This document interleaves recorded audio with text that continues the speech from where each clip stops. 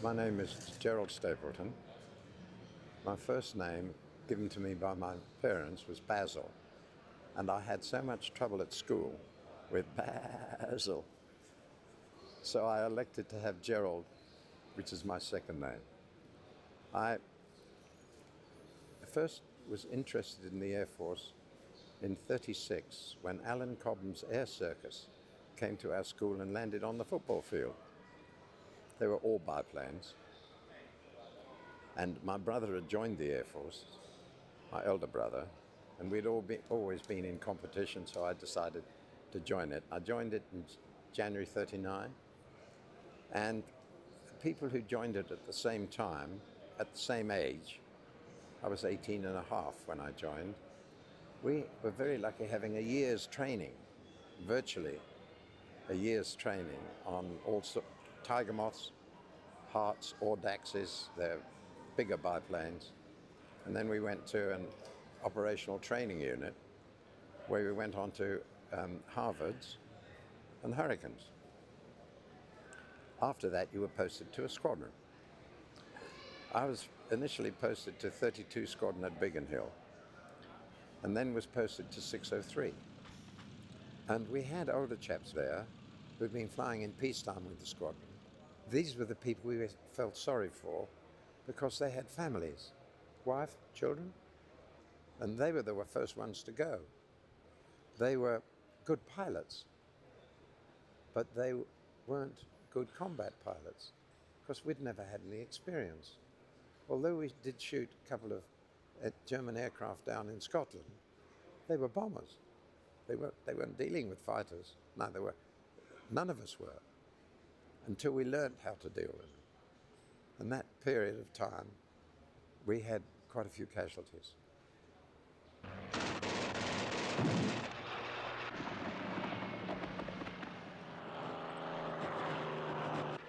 And 603 went down to Hornchurch in late August 1940. And that's when we became engaged with the Battle of Britain. We didn't have any idea of combat against a large fleet of bombers and fighters. We started flying in threes, and 3 aeroplanes cannot stay together. 2 can. So after very bad casualties in the first week, we started flying in finger fours. When we say finger fours, we mean that formation, exactly like that. 2 and 2. And our casualties then started to drop.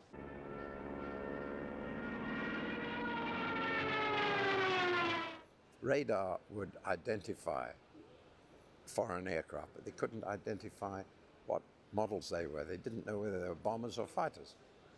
So until they crossed the coast where the observer corps on the ground could say, those are bombers and those are fighters, and phone that information back to control, we were sitting on the ground waiting for us to be scrambled. And then all we had to do was climb for height. They already had height. They had their operational height. And that was a disadvantage we found ourselves in. The one advantage we did have was that Germans were flying over enemy territory. We lost over 500 pilots in the Battle of Britain, but we lost over 800 aircraft. The crash landed in Britain, but the pilots were okay. The German pilots weren't. They were taken prisoner of war. And that's one of the reasons why the Battle of Britain had the outcome it had. There was no dogfighting. It was in and out. And reform, the leader of your flying unit would say, right, we'll reform over Hornchurch or Biggin Hill at 20,000 feet.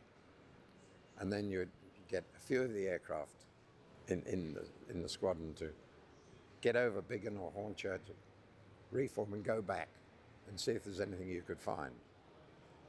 But there wasn't one German bomber formation that was stopped before it got to its target. They were all shot down going home. There's the time element again.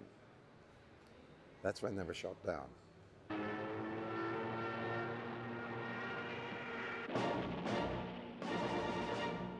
the longer it went on, the more you were untouchable. You know, you'd have friends killed and that sort of thing, but why you were lucky you didn't answer any questions. And I know some people who were guilty of surviving. Don't include me among that lot. I wasn't guilty of surviving. And it was pure luck that anybody in the Air Force survived. Skill, that amount, but that's all. And I was shot down once. That cannon shell could have come through my fuselage and hit the armor plate on behind me, and it throws the armor plate forward. It would have thrown me forward, and I wouldn't have been able to get out of the aeroplane. But it was lucky that it wasn't through the fuselage. It was lucky it was in the wing. I was taken prisoner of war. I was shot down in Germany. And no blood. I jumped out of a Spitfire at night, was shot down during the Battle of Britain, was shot down in Germany in typhoons. No wounds. If that's not lucky, I'd like to find out what is. We had a very narrow view of the whole thing. And when you're 20 years old and in a Spitfire, it was exhilarating. You're firing at an airplane. No question of firing at a body. You can't see the people. And I think pilots were relieved when they saw a parachute. Didn't matter which side it was. You know, that was a good thing that the chap got out. And you didn't have time for regrets. And if you thought it was going to happen to you, you wouldn't have been any good, would you? You can see that. If you were scared, and you always thought, it'll never happen to me. It didn't. You can teach monkeys to fly better than that. Going into London with 24 hours off, from 12 to 12,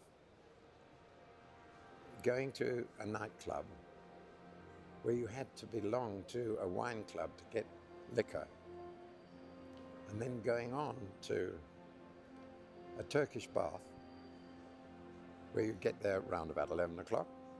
You'd have a Turkish bath, sweat in the steam room, your cold plunge. Upstairs, you'd have a cot to sleep in after a massage. And by God, you felt good the next day. Those are the things that I remember.